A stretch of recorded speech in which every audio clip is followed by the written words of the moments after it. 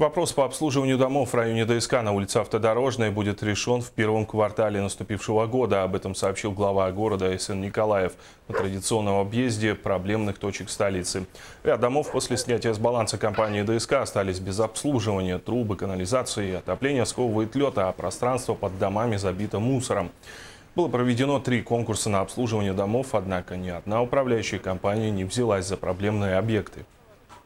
Мы здесь должны провести конкурсы, здесь должна появиться нормальная управляющая компания. У управляющей компании тоже есть вопросы к состоянию этого дома, связанные, в первую очередь, с отсутствием полных приборов учета и так далее. Ну, вот еще раз говорю, ДСК просто взяла эти дома с своего баланса сняла, так, не приведя их в соответствующее состояние. Сейчас управляющие компании не хотят ими заниматься, но я думаю, что в течение первого квартала мы все-таки здесь порядок тоже наведем.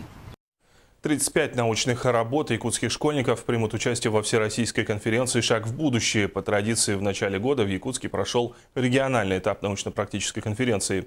В ней приняли участие более 700 проектов юных ученых со всей республики. Подробнее в материале Саргаланы Захаровой. Праздники для юных исследователей –